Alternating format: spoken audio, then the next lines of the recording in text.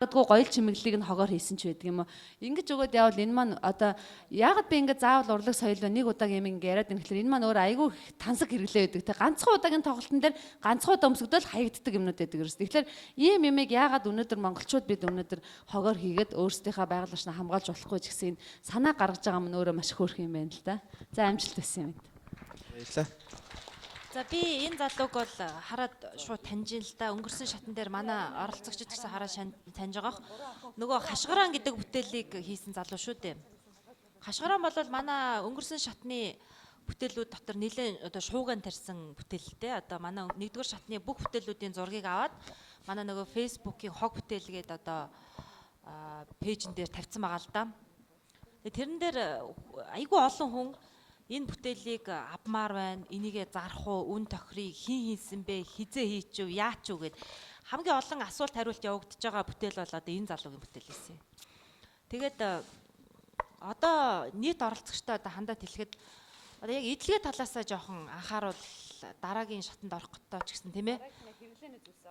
Ялангуяа хэрэглээний зүйлс дээр эдлэгээгээ сайн бодож чигээрээ өгтөдөө. Тэгэхгүй бол одоо яг нуулгүй үннийг хэлэхэд ганц нэг наашаа цаашаа зөөхөд зарим бүтээгдэхүүнүүд маань тараад буцаад одоо хог болсон түүх бол байна л да.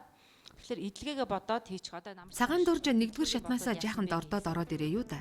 А гэхдээ зүгээрээ 3 дугаар шат гэж байгаа. Хэрвээ Леди Гага Монголд байсан бол цагаан дуржин хийсэн гутлыг өмсөд тайзан дээр гарах байсан байх шүү. Одоо бидний өмнө эко аялагч багийнхан бүтээлээ танилцуулна. I worked the fields in the usual way, but something just felt wrong. So I got Сайн бацхан та бүхэнд энэ өдрийн мэндийг хүргэе. Эхцэг их сургуулийн Чингисдүр аялал жуулчлалын сургуулийн дэргэдэх Green Face Eco аялагчдын клубын хамт олон байна. За энэ нь бол бидний хийсэн бүтээл бол одоо Монгол Улсын газрын зургийг хийсэн юм аа. Ховонцор бүтээлээр савар хийсэн байгаа. За энд бол 267 супер цэвэр усны сав, мөн апугийн цэвэр усны сав, тэгээ хуучир цэвэр усны сав орсон байгаа. Энэ бүглөө нь болохоор 587 орсон байгаа. Энэ саваа бид нэр цааталт нь тогтоож өгөхийн тулд бүглөөгөөр ингэж тогтоосон байгаа. За тэгээд энэ газрын зураг болохоор дээдлэлт нь Монголын далбагийн өнгөр Монгол улс гэж бичсэн байгаа. За энэ газрын зургийг болохоор одоо өөр төрөлд ашиглаж болно. Энэ нь болохоор засаг захиргааны хуваараар мөн одоо физик газар зүйн зургаар ингэж тайлбарж болно. Мөн аялал жуулчлал үндэстэн ястангаар тайлбарж болно. За тэгээд энэ ховонтор савуудыг бид нэр түүхийн тулд маш их тийм цаг хугацаа шаардсан. Тэгээ бид нэр нэгдүгээр шатнд тэнцээд дараагийнхаа шатыг одоо энэ хүү юмар хийгээд тэгээд ховонтор саваа түүж эхэлсэн байгаа. За тэгээд энэ цэгрүүд нь болохоор одоо аймагуудын төвүүд байгаамаа. Тэгээд бидний одоо презентацийн тэнд гарч байна. Яаж хийж байгаа? Миний нэг харж байгаа хэсэг болохоор голдуу нэг тийм технологи талыг хараад байгаа.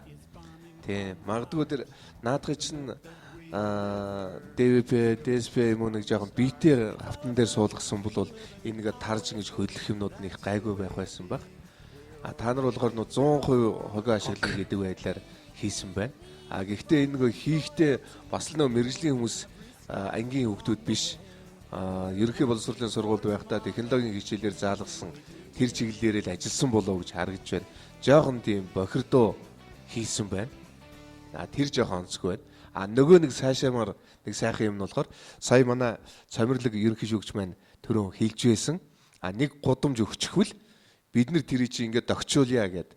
Яг тэрний санааны одоо магадгүй анхны тавигдах тэр бүтээлийнх нь ямар байдлаар юу үзүүлэх вэ гэдгийг магадгүй та нарыг яг энэ санаа чинь байж болох юм аа. Бүр их томоор тийм ээ. Тэгээд магадгүй ингээд аймагнууд нь ингээд өнгийнхөө энэ юунуудаар ингээд салж өрөөд нэлээд томоор ингээд хийвэл их гоё бүтээл болох байх гэж бодож байна. Санаанд чинь баярлалаа. Эко аялагчид бол их засаг их сургуулийн оюутнууд. Харин танд бүтээлээ танилцуулах гэж байгаа эрхмүүд бол моно багийнхан. Нэгдүгээр шатнаасаа эхлэн шүүгчдийн зүрхийг тоглуулж байгаа. I bought my daddy's farm. I worked the fields in the usual way, but something just felt wrong. So I got into organic, taking good care of the land.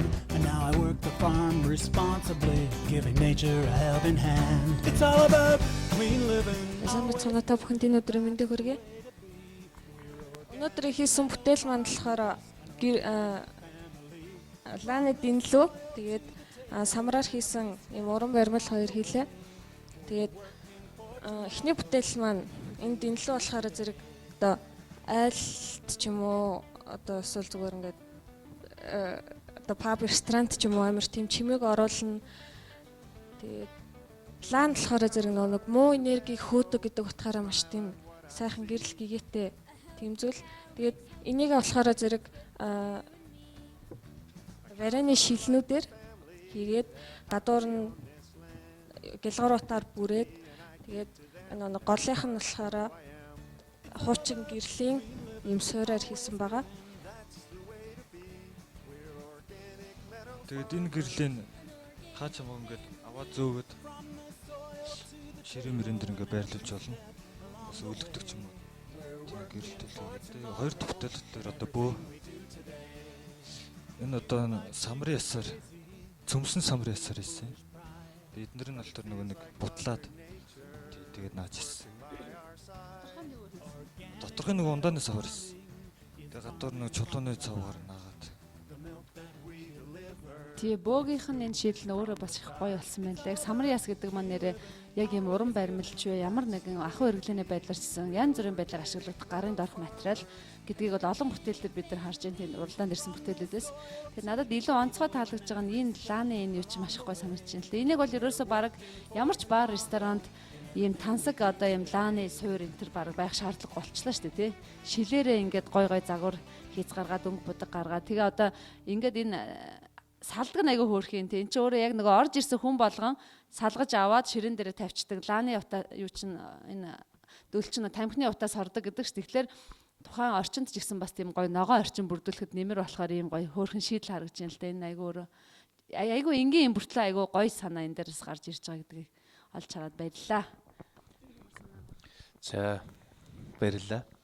Түрүүчийн тэр бөмбөр дээр би за бүтээл юм байна гэд юм хэлээгүй шүү дээ, тий. Энэ удаа ч гэсэн яг л тэгэл за ялчгүй бүтээл байна. Тий. Харин наад юун дээр энэ бөө дээр нь болохоор тэр хөлийг нь гарыг нь эдэр ундаанаас аваар хийхдээ яаж ямар технологи ашиглав? Халаав уу, сунгуу Одоо нэг зүсээд тэгээд скотчтод хэлбэр гойны зүгээр шууд нэг зүгээд скотчтад хийсэн юм байна, тий. За энэ цаатлын тэр лаанууд болохоор одоо би энэ дээр нэр хэл үг олдохгүй байна. Яагаад гэхээр тий энэ л дээ Монголын уран зургийн галерей 2 давхарт 4 гээд бүтээл байдаг. Та нар бүгдээ мэдж байна. Тэр нь нэлээд олон дөрөөг урт багнаар нэгээ зүүцэн. Тэр нь Японд болсон урлагийн нэг том тэмцээнд ороод Гранд При авсан нэг тийм бүтээл байдаг. Тэгэхээр сая ингээл харахад зүгээр энгийн юм агуу байдгаа гэдэг нэг юм санаанд орж чад байгаа учраас ерөөсө тайлбарлахад сая энэ онон шүгжи маань хилдэг бол яг тийм байхгүй. Одоо яа наадах чи ингээд үүдэнд нь тий эдэр ингээд байж идэг. Тэгээд хүмүүс нь орохдоо магадгүй энэ салгаж аваад өөрийнхөө ширээн дээр тавьчаад буцаагаад өлгүүлждэг ч юм. Ингэх юм бол наадах чин нэг талаа хэрэглээ, нөгөө талаасаа бүтээл, тэгээд нөгөө талаас тэр баг нэг гоё болгох нэг тийм л сонин гоё шийдэл байна. Баярлалаа. Баярлалаа. За өнгөрсөн шатанд маань 30 нэлээд гарan баг орсон. Зарим нэг багууд өнөөдөр ирээгүй. Тэгээ зарим багууд ирээгүй хахад би хідэн багуудад айгу харамсаад исэн л та. Тэр баг ирчээсэ гэж бод. Яг хүлээж исэн багуудын маань нэг л дээ энэ маань яг ирээсэ гэж бодож исэн багууд маань. Энэ нь юу гэсэн үг гэхээр бусад багуудыг битэн ирээсэ гэж бодсон биш шүү.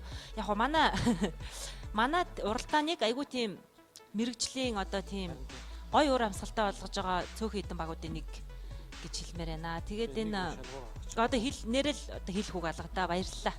Баярлалаа. Баярлалаа.